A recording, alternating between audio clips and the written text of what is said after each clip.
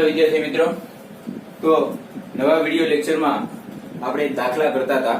આની પહેલા આપણે જે છે એ દાખલા આપણે કર્યા હતા ઊંચાઈ, ઊંડાઈ અને ગુરુત્વ પ્રવેગમાં જે ફેરફાર થાય છે અક્ષાંશ સાથે, એને આપણે દાખલા કરેલા. તો હવે આપણે નવા વિડિયો લેક્ચરમાં અમુક દાખલા કર્યા છે, ત્યાંથી આપણે આગળ વધારી અમુક દાખલા જે આપણે બાકી છે. તો દાખલા નંબર 40 જે છે એનો પ્રશ્ન જે છે એ હું વાંચું છું. દાખલા નંબર 40 જે છે એનો પ્રશ્ન હું વાંચું છું. પ્રશ્ન કંઈક આવી રીતે છે: જો કોઈ કારણસર પૃથ્વીનું સંકોચન થાય અને પૃથ્વીની ત્રિજ્યા એ હાલની ત્રિજ્યા કરતા હાલની ત્રિજ્યાના 60% થઈ જાય તો પૃથ્વીની સપાટી પરના ગુરુત્વ પ્રવેગના મૂલ્યમાં કેટલો ફેરફાર થાય? તમે જો વિદ્યાર્થી મિત્રો, એને એવું કીધું છે કે પૃથ્વીની ત્રિજ્યા એ હાલની જે તમારી ત્રિજ્યા છે એની કરતા કેટલી થઈ જાય? તો કે 60% થઈ જાય. હાલની જે છે એના 60%, બરાબર. તો તમે આવી રીતે લખી શકો: નવી ત્રિજ્યા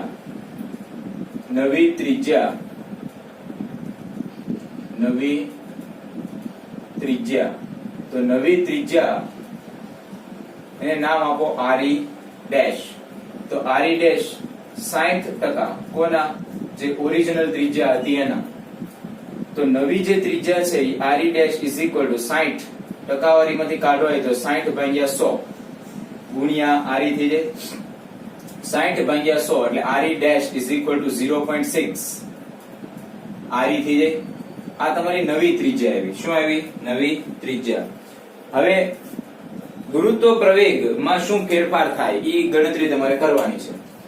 તો માની લો કે ત્રિજ્યા જ્યારે તમારી પાસે RE હતી ત્યારે ગુરુત્વ પ્રવેગનું સૂત્ર શું થતું હતું? તો કે GE is equal to GME by RE square થતું હતું. પણ હવે ત્રિજ્યા કેટલી કરી છે? તો કે નવી ત્રિજ્યા RE dash is equal two 0.6 RE જેટલી છે. તો હવે નવો ગુરુત્વ પ્રવેગ એને નામ આપો GE ડેશ. તો એ GE ડેશ જે છે એની કિંમત શું થશે? તો કે GME by RE dash. Okay, GME તમારું as it is, but RE dash ની જગ્યાએ 0.6 RE થશે. એટલે 0.6 RE whole raise to square. એટલે GE ડેશ બરાબર વર્ગ કરીએ એટલે GME અહીંયા થઈ જાય 0.36 ઇન્ટુ RE સ્ક્વેર. આ વસ્તુ જો વિદ્યાર્થી મિત્રો, આ શું છે? તો કે ઈ તો જે પહેલાનો ગુરુત્વ પ્રવેગ હતો ઈ છે, તો GE બાય 0.36 થયું. ઓકે, હવે આપણે શું કરીએ? 1/0.36 છે. શું છે? 1/0.36 એટલે એને આવી રીતે પણ લખી શકાય: GE dash is equal two 25/9 GE. 1/36 કરવાનું અને 25/36 કરવાનું. 1/36 કરો એટલે 2 પોઈન્ટ સમથિંગ જેવું મળશે, અને 25 તમે GE કરશો એટલે 2.77 જેવું. બે માં એક સરખી કિંમત મળે છે એટલે હું લખી શકું. બરાબર. હવે મારે શું જોઈએ છે? તો કે ગુરુત્વ પ્રવેગમાં જે ફેરફાર થયો, પ્રશ્ન આપણે જોઈએ. તો પ્રશ્નમાં શું આપ્યું છે? તો કે ગુરુત્વ પ્રવેગના મૂલ્યમાં કેટલા ટકાનો ફેરફાર થાય? તો ગુરુત્વ પ્રવેગના મૂલ્યમાં કેટલા ટકાનો ફેરફાર થાય એ તમારે ગણવાનું છે. તમે ત્રિજ્યા શું કરી છે? તો કે ત્રિજ્યા 60% કરી નાખી. બરાબર. એટલે ગુરુત્વ પ્રવેગમાં જે વધારો મળશે, કારણ કે ત્રિજ્યા ઘટી છે, પ્રવેગમાં વધારો, તો એની તમે ચર્ચા કરો. એને નામ આપો ડેલ્ટા G. બરાબર. આ તમારો નવું ગુરુત્વ પ્રવેગ છે. ઓકે, GE તમારું જૂનું ગુરુત્વ પ્રવેગ હતું, ત્રિજ્યા ઘટી હતી. નવું ગુરુત્વ પ્રવેગ જે છે વધારે હોય એટલે વધારે માંથી ઓછું તમારે બાદ કરવાનું. વધારે વાળું કેટલું છે? તો કે 25/9 GE માઇનસ GE. એટલે delta G is equal two 25 GE minus લસા લઈએ એટલે 9 GE ના છેદમાં 9 GE. એટલે delta G is equal two 25 માંથી 9 જાય એટલે 16/9 GE. આટલો તમને ગુરુત્વ પ્રવેગમાં વધારો જે છે એ વધારો તમને જોવા મળે. 16 ના ભાગ્યા તમે 9 કરશો એટલે 1.778 GE. ડેલ્ટા G ની કિંમત 1.778 GE જેટલી મળશે.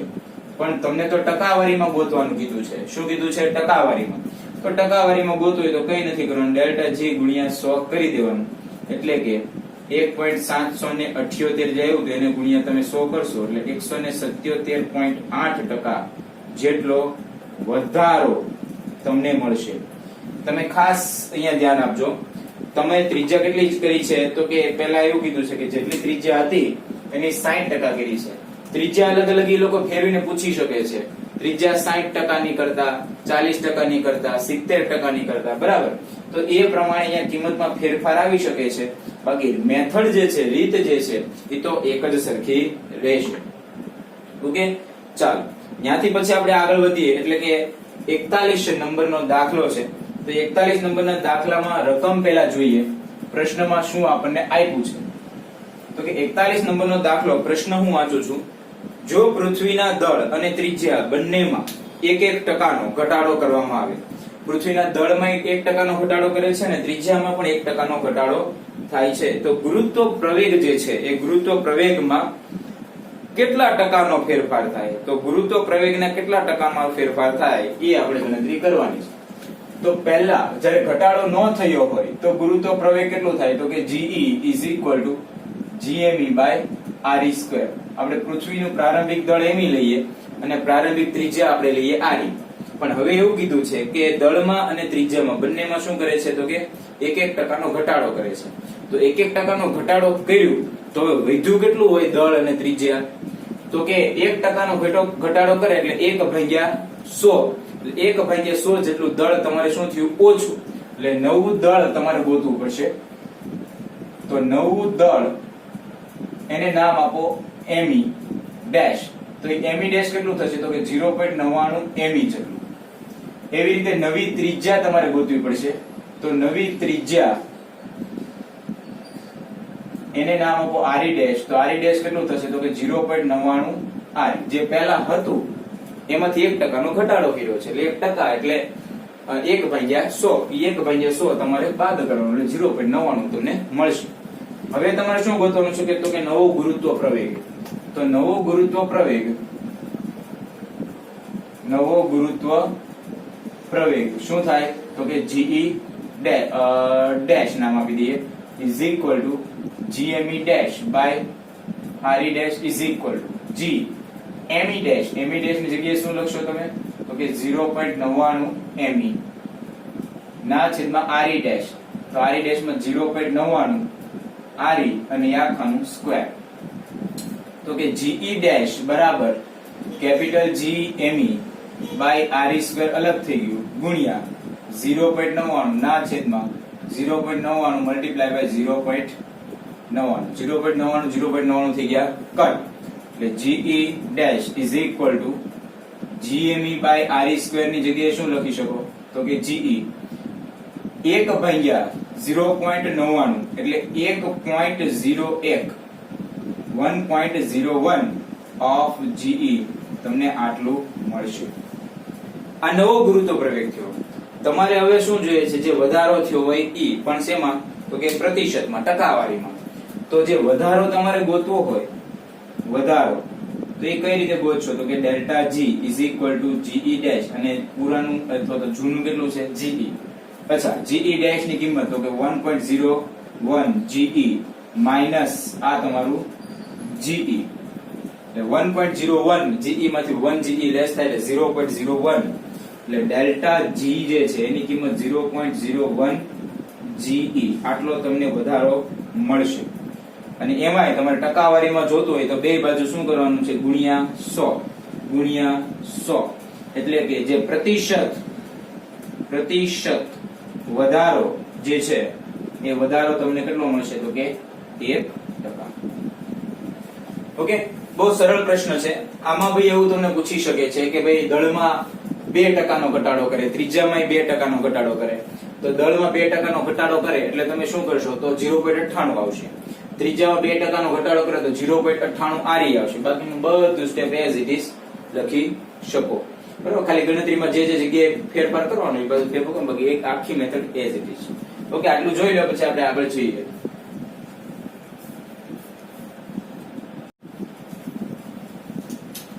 ચલો વિદ્યાર્થી મિત્રો, નેક્સ્ટ આપણે આગળ વધીએ.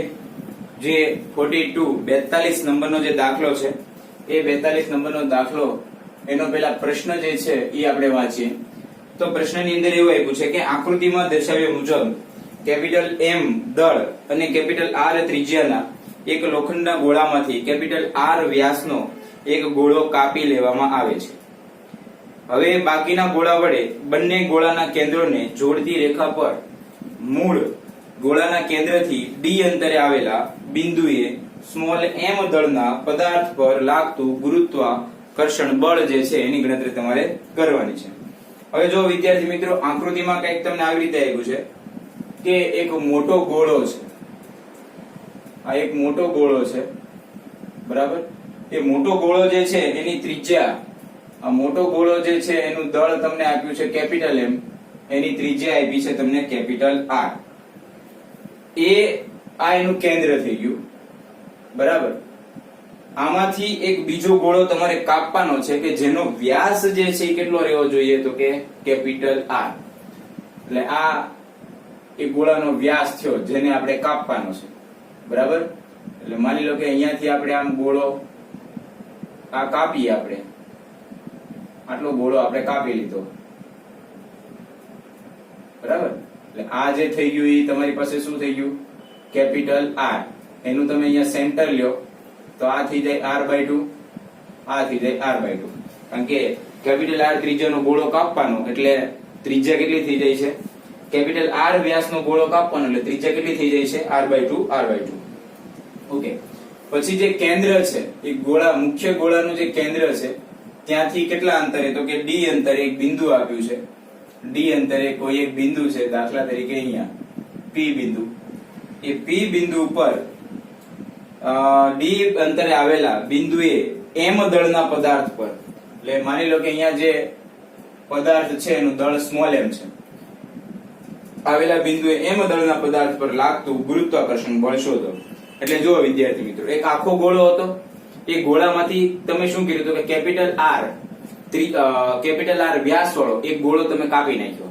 એટલે તમારી પાસે શું વધ્યું, એક આખો ગોળો હતો, એમાં વચ્ચે ખવાઈ ગયેલો ગોળો, એવો એક ગોળો થયો, અને એક નાનકડો એવો બીજો જેની ત્રિજ્યા, જેનો વ્યાસ કેપિટલ R છે, એવો એક ગોળો વધ્યો. ટૂંકમાં તમારી પાસે બે ગોળા થયા, એક આ આખો ગોળો છે ઈ અને એક આ ગોળો. એ બંનેને કારણે તમારે P બિંદુ પર ઉત્પન્ન થતું બળ જે છે એ બળની ગણતરી તમારે કરવાની છે.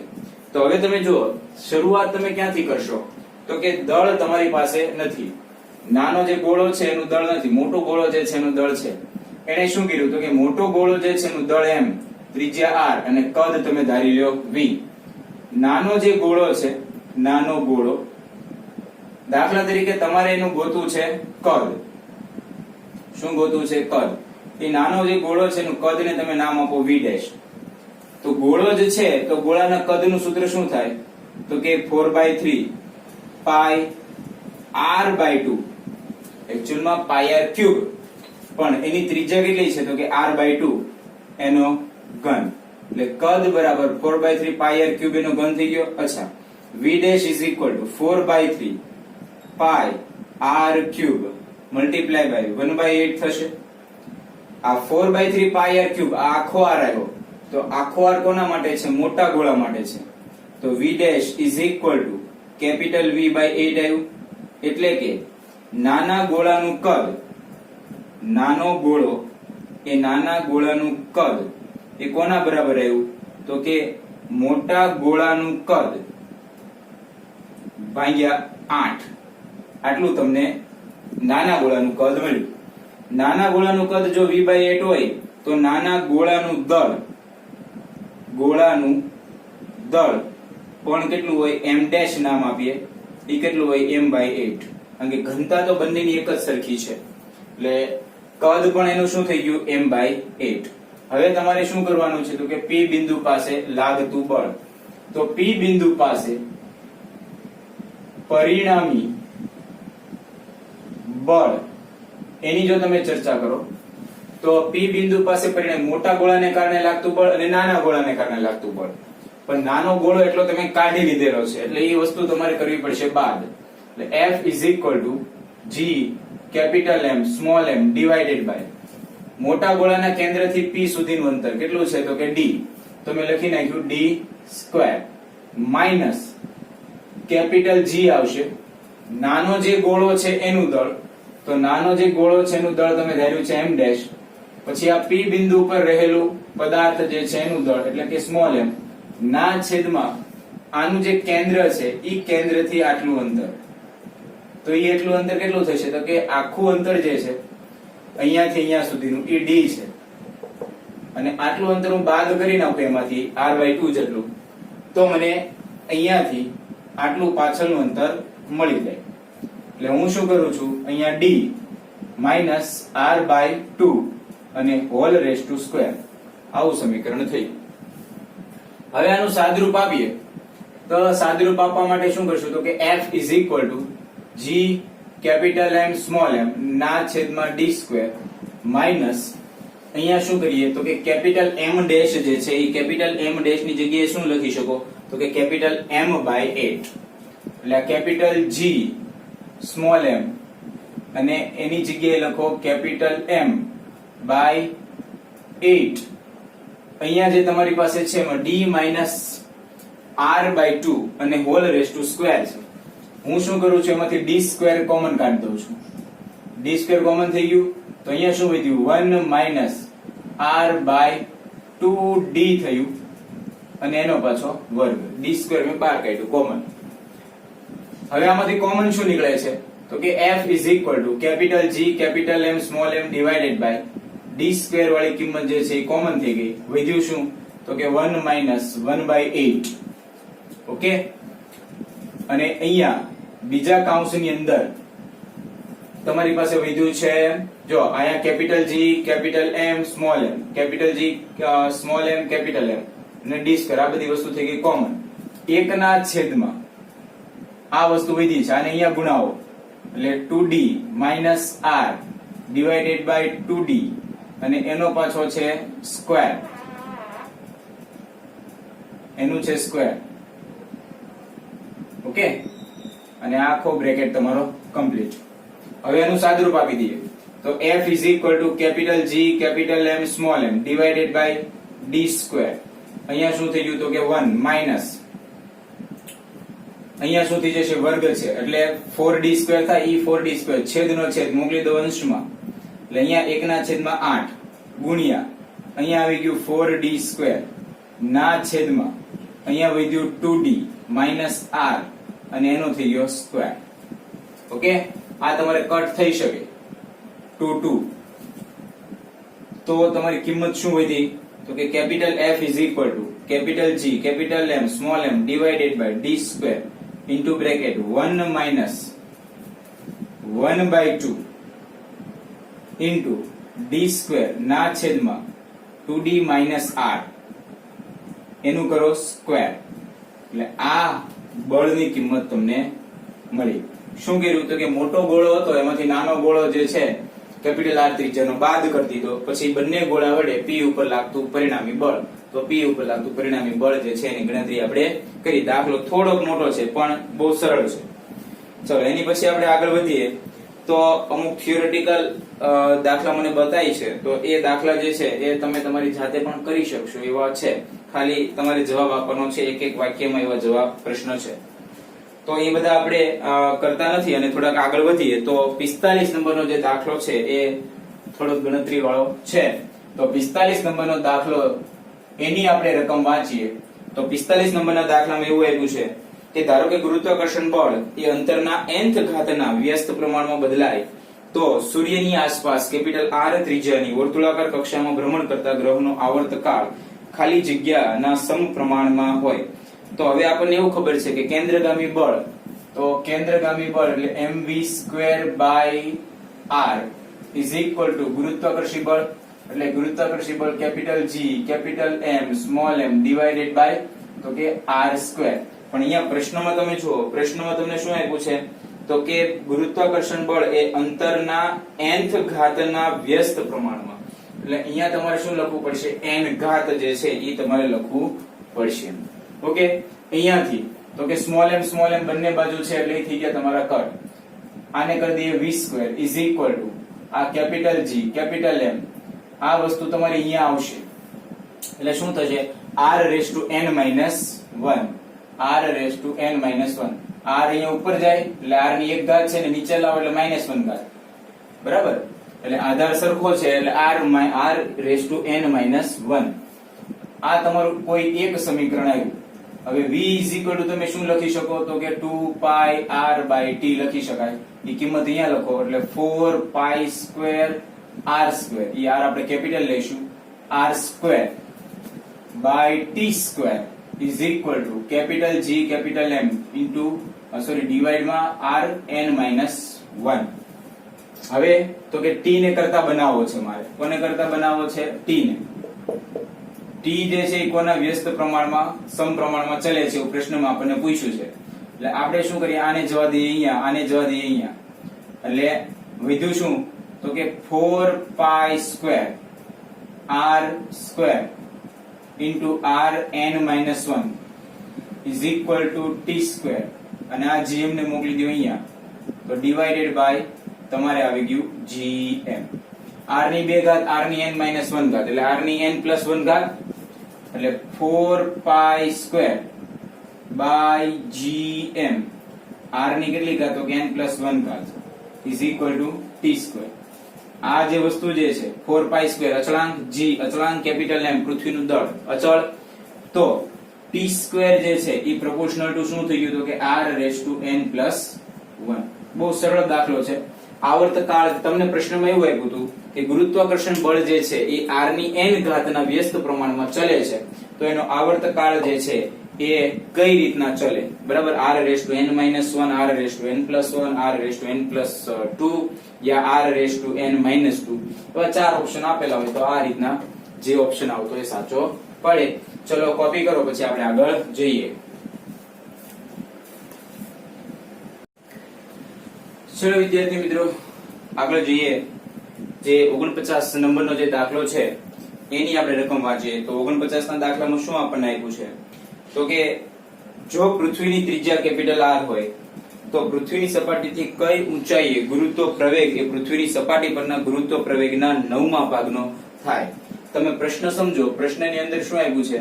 તો કે પૃથ્વીની ત્રિજ્યા R હોય એટલે અત્યારે પૃથ્વીની ત્રિજ્યા કેટલી આપી છે? તો કે કેપિટલ R.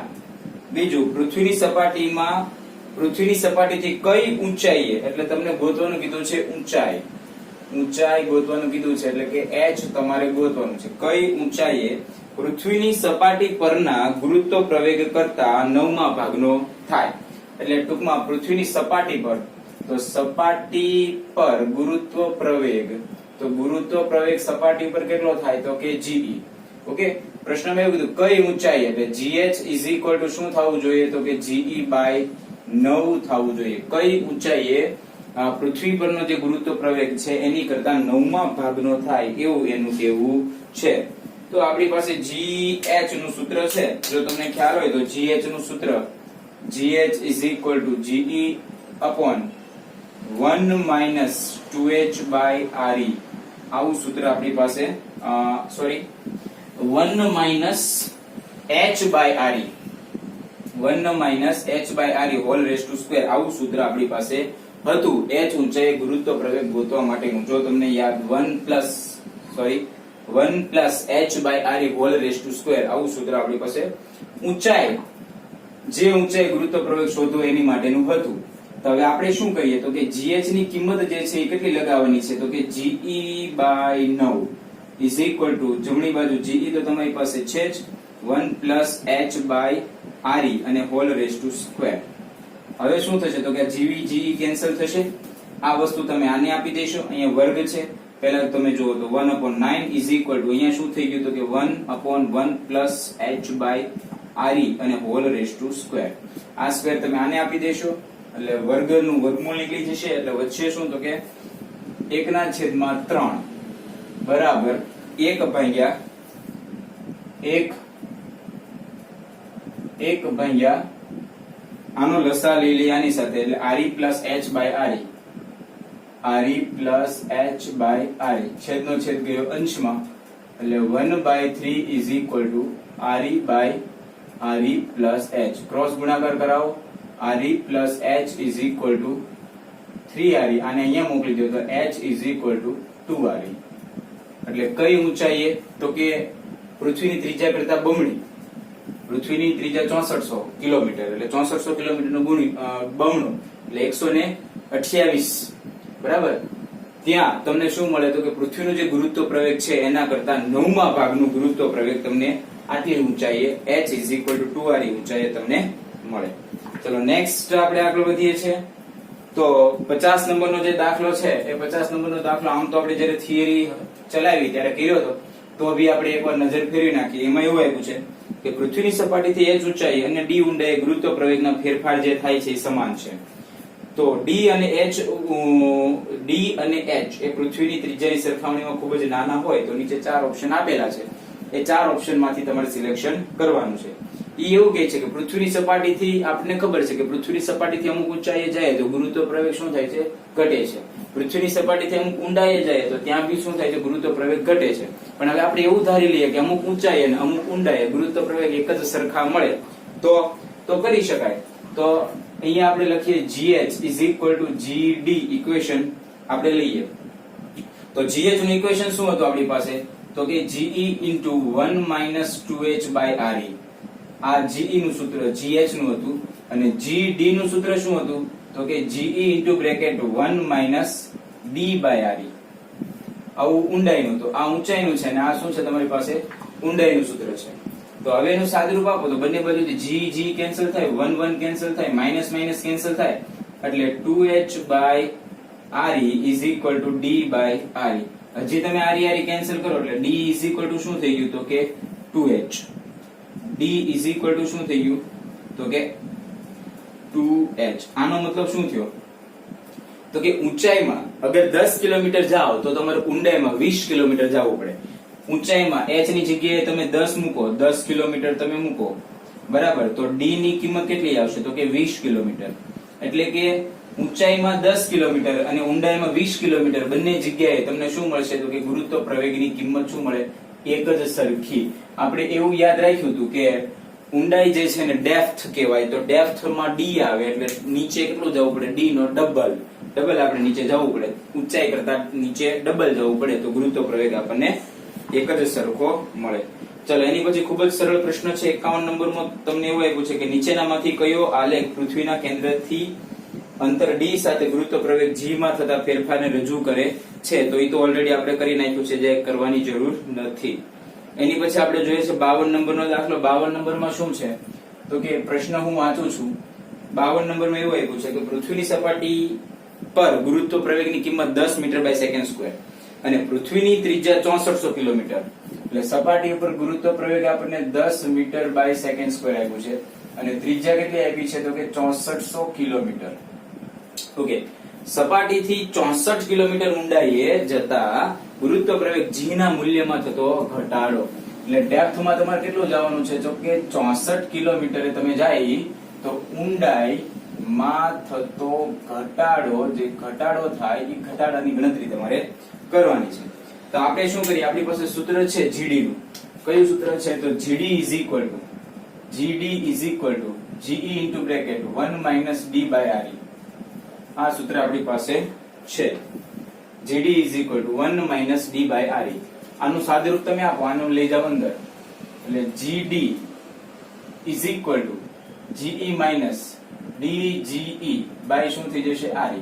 અને અહીંયા લઈ લો એટલે gd minus ge is equal to minus d re minus d ge by re થઈ જાય. અચ્છા, હવે આમાં કઈ નથી કરવાનું. આ લેફ્ટ હેન્ડ સાઈડ એમ રહેશે. gd ge is equal to minus d એટલે કેટલું નીચે જવાનું છે? 64 કિલોમીટર. g ની કિંમત કેટલી છે? 10 અને r ની કિંમત કેટલી છે? તો કે 6400. 0 0 અહીંયાથી કટ થઈ જાય. આ 64 ને આ 64 કટ થઈ જાય અને આ કિલોમીટરમાં છે. 6400 જે છે એ શેમાં આપ્યા છે? કિલોમીટરમાં, બરાબર. મીટરમાં ફેરવો હોય તોય વાંધો નહીં. અને એને કઈ રીતે ફેરવા છે?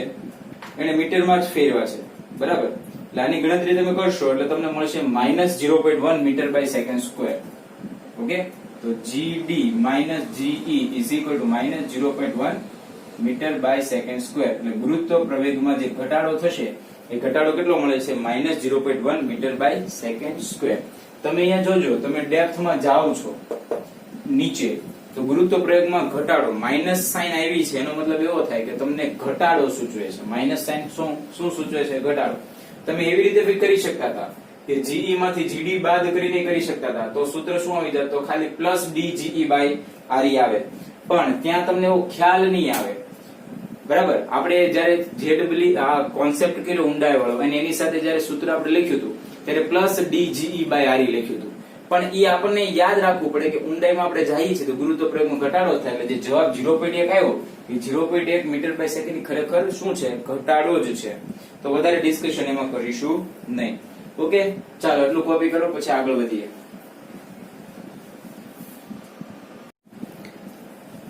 ચલો વિદ્યાર્થી મિત્રો આગળ વધીએ. જે એની પછીનો 53 નંબરનો જે દાખલો છે એ 53 નંબરનો દાખલો જોઈએ નીટ 2003 માં પૂછાઈ ગયેલો એવો દાખલો છે. આવા બહુ દાખલા પૂછાય છે. 53 નંબરનો દાખલો પ્રશ્ન જે છે એ વાંચું છું. ગ્રહ A પરનો ગુરુત્વ પ્રવેગ એ B પરના ગુરુત્વ પ્રવેગ કરતા 9 ગણો છે. મતલબ A ની ઉપર જે પ્રવેગ છે એ B નો જે પ્રવેગ છે એના કરતા કેટલો છે? તો કે 9 ગણો. તો આપણે લખી નાખીએ તો કે A ઉપરનો ગુરુત્વ પ્રવેગ એ 9 ગણો છે. કોના કરતા? તો કે જે B ઉપર 9 ગણો છે, તો કે B ઉપર જે ગુરુત્વ પ્રવેગ છે એના કરતા. એટલે GA ઇઝ ઇક્વલ ટુ 9 ગણો GB.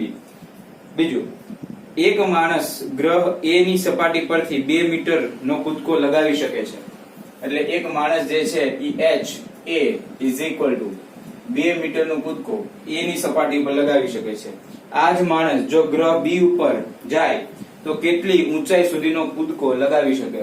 હવે વિદ્યાર્થી મિત્રોને ધ્યાન આપો, જ્યારે બી આપણે કૂદકો મારીએ તો કૂદકો મારીએ છીએ પછી નીચે આવીએ છીએ. નીચે આવવાનું કારણ છે ગુરુત્વ પ્રવેગ. બરાબર છે. અહીંયા એવું તમારે ધારવાનું છે કે બંને જગ્યાએ જે ઉર્જા એ આપે છે, અહીંયા A ગ્રહની ઉપર જે ઊંચા થવા માટે જે ઉર્જા એ વાપરતા હોય અને B ગ્રહ ઉપર ઊંચા થવા માટે કૂદકો મારવા માટે જે ઉર્જા વાપરતા હોય, બંને ઉર્જા કેવી છે? એક જ સરખી છે. પણ એ આધાર કોના ઉપર છે કે કેટલો ત્યાં ઊંચો કૂદકો મારી શકશે કે નીચો કૂદકો મારી શકશે? એ G ઉપર આધારિત છે. એટલે આપણે શું કરવું પડશે કે પહેલા G ની કિંમત લખી નાખી. હવે v² is equal two v02 is equal two 2AD equation આપણી પાસે છે. એમાં પ્રારંભિક વેગમાનને આપણે કરીએ 0, તો 20 પ્રારંભિક વેગને આપણે કરીએ 0, તો v² is equal two 2gh અથવા 2gd આવું ઇક્વેશન થાય. હવે એક કામ કરીએ, ત્યાંથી h જે છે એને કરતા બનાવો તો h ઇઝ ઇક્વલ ટુ શું થાય? તો કે v²/2g. એમાં ગ્રહ A માટે લખશો તો ha એવું લખવાનું, v² ડિવાઇડેડ બાય 2ga લખવાનું. ઓકે, આના બીજો ઇક્વેશન નંબર 1. પછી ગ્રહ B માટે લખશો તો ગ્રહ B માટે તમારે શું કરવાનું? તો કે B ગ્રહ માટે તમે કરો HB is equal two v²/2gb. આ તમારા ગ્રહ B માટે થઈ ગયું. હવે તમે શું કરો? આ બંનેનો લઈ લો ગુણોત્તર. એટલે HA/HB ઇઝ ઇક્વલ ટુ બંનેમાં v²/2g v²/2g બંનેમાં છે. બરાબર, HB નીચે છે એટલે છેદનો છેદ ક્યાં જશે? અંશમાં. એટલે અહીંયા થશે GB ના છેદમાં આવશે GA. અચ્છા, HA અહીંયા લખી દઈએ, HA/HB ઇઝ ઇક્વલ ટુ તો કે GB/GA. તો GA ની કિંમત કેટલી આપી છે? તો GA ની કિંમત તમને આપી છે 9 GB. આ GB અને અહીંયા થઈ ગયું 9 GB. GB cancel. HA/HB is equal two 1/9 જે છે એ થયું. હવે તમારે HB જોઈએ છે. તમારે શું જોઈએ છે? HB. એટલે HB ઇઝ ઇક્વલ ટુ શું થશે? તો કે 9 ગુણ્યા HA. તો HB ની કિંમત 9 અને અહીંયા કેટલો કૂદકો મારતો તો 2, તો અહીંયા 2 મીટર. એટલે HB એટલે બીજા ગ્રહ ઉપર કેટલો કૂદકો મારી શકશે? તો કે 18 મીટરનો કૂદકો મારી શકશે. ભવિષ્યની અંદર આ સૂત્ર યાદ રખાય, HA/HB સૂત્ર આવું યાદ રખાય. બે ગ્રહ તમને આપેલા હોય અને બંનેના ઊંચાઈ માટે તમારે ગોતવાનું હોય તો HA/HB પહેલા ગ્રહમાં જે ઊંચાઈ કૂદકો મારે છેદમાં બીજા ગ્રહમાં જે ઊંચાઈ કૂદકો મારે બરાબર તો કે બીજા ગ્રહ જે છે એનો ગુરુત્વ પ્રવેગ અને પહેલા ગ્રહ જે છે એનો ગુરુત્વ પ્રવેગ.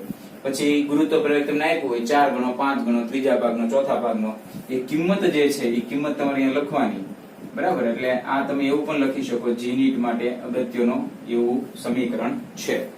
ઓકે, એટલે કુલ તમને HB બીજા ગ્રહ ઉપર કેટલો કૂદકો થશે તો કે 18 મીટરનો કૂદકો એ વ્યક્તિ જે છે એ મારી શકશે. ચલો નેક્સ્ટ આપણે જોઈએ તો કે એની પછીનો દાખલો 54 નંબરનો દાખલો છે. તો એની આપણે રકમ પહેલા વાંચીએ. એ પણ બહુ સમજવા જેવો પ્રશ્ન છે. એમાં એવું આવ્યું છે કે એક માણસ પૃથ્વીની સપાટીની નજીકથી મુક્ત પતન ના પ્રારંભમાં 60 મીટરનું અંતર કાપે છે. તો તે માણસ ચંદ્રની સપાટી ઉપર મુક્ત પતનના પ્રારંભમાં તેટલા જ સમયમાં કેટલું અંતર કાપે એ તમારે કહેવાનું છે. બીજું એક કન્ડિશન તમને પ્રશ્નમાં આપી છે કે ચંદ્રનો ગુરુત્વ પ્રવેગ જે છે પૃથ્વીનો જે ગુરુત્વ પ્રવેગ છે એના કરતા 6 ભાગનો થાય છે. એ આપણને ખબર છે, આ વસ્તુ એને આપેલી છે.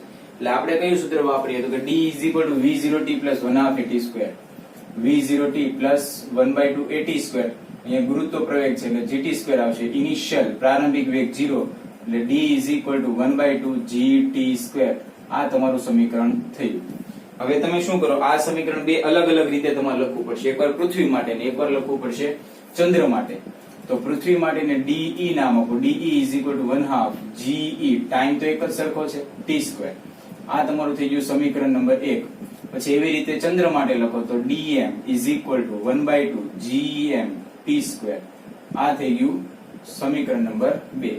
હવે તમારે શું જોતું હતું તો તમારે એવું જોતું હતું કે તેટલા સમયમાં કેટલું અંતર કાપશે, એટલે ચંદ્ર ઉપર કેટલું અંતર કાપશે એની ગણતરી તમારે કરવાની હતી. એટલે કે આ એટલે આપણે કરીએ dm/de નો ગુણોત્તર મેળવીએ તો 1/2 અને t2. તો 1/2 અને t2 તો કટ થઈ જાય.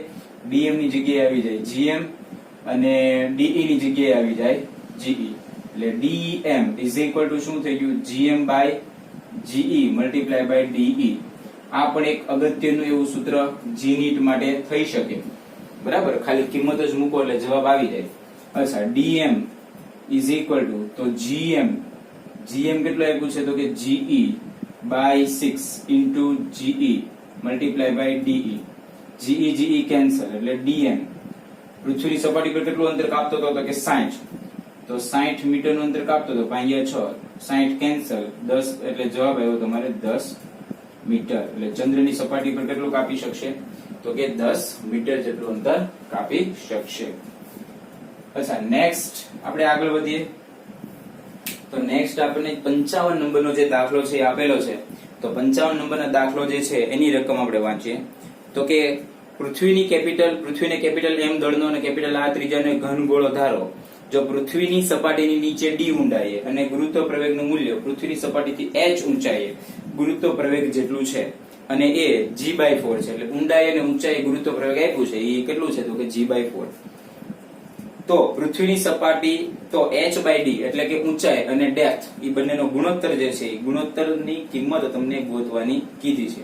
એટલે આપણે શું કરવું પડશે, બંનેના સૂત્ર આપણી પાસે છે. 55 નંબરનો દાખલો એ આપણે જોઈએ છે. gh ની કિંમત લખો તો gh ની કિંમત શું થશે તો કે ge/1 - 1 + h/re અને હોલ રેઝ ટુ સ્ક્વેર. આવું તમારે gh જે છે એની સમીકરણ થાય 1 + h/re whole raise to square. હવે gh ની કિંમત એને પ્રશ્નમાં એવી આપી છે કે ge/4 થાય છે.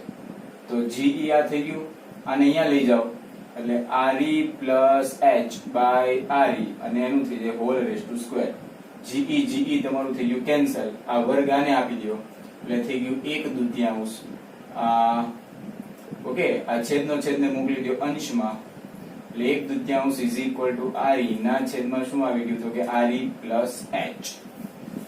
ઓકે, હવે તો કે આને લઈ જઈશું અહીંયા એટલે re + h = આને લઈ જાવ અહીંયા એટલે 2re થઈ ગયું. હવે આને લઈ જાવ અહીંયા એટલે h = 2re માંથી એક re ગયું એટલે વધ્યું શું તો કે re. તો h/re = શું મળ્યું 1. h/re = તમને શું મળી ગયું 1. એવી જ રીતે તમે ડેપ્થ માટે કેલ્ક્યુલેશન કરશો તો ડેપ્થ નું સૂત્ર શું છે તો કે GD is equal to GE into bracket 1 minus D by RE. એમાં આવું સૂત્ર છે.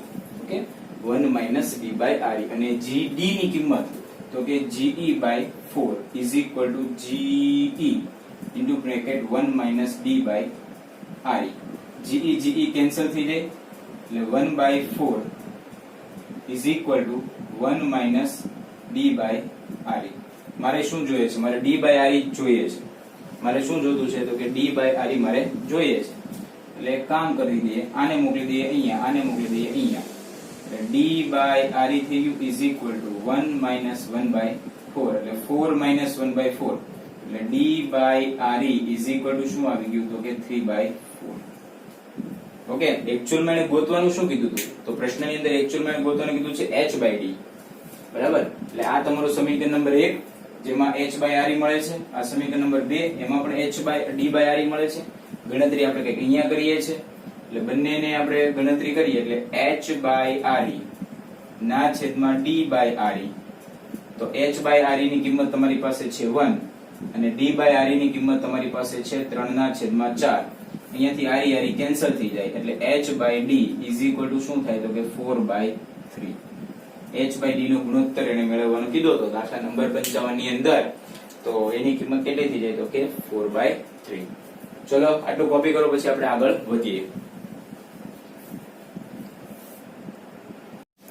ચલો વિદ્યાર્થી મિત્રો, નેક્સ્ટ આપણે આગળ વધીએ તો એમાં 56 નંબરનો જે દાખલો છે એ આપણે કરીએ. તો 56 નંબરનો દાખલામાં એવું આપ્યું છે કે પૃથ્વીની સપાટી ઉપર એક વ્યક્તિ ઉભેલો છે જેનું નામ A છે. પૃથ્વીની સપાટી ઉપર ઉભેલ વ્યક્તિ A, એફિલ ટાવર ઉપર ઉભેલ વ્યક્તિ B અને એફિલ ટાવર જેટલી જ ઊંડી ખાણના તળિયે કામ કરતા માણસ C માટે ગુરુત્વ પ્રવેગના મૂલ્ય અનુક્રમે GA, GB અને GC હોય તો નીચે 4 ઓપ્શન આપેલા છે, એની તમારે કિંમત ગોતવાની છે. તો બધા જે છે એ ગ્રેટર ધેન વાળા છે. ઓપ્શન તમે જુઓ તો ઓપ્શનમાં શું છે? બધા ઓપ્શન ગ્રેટર ધેન વાળા છે.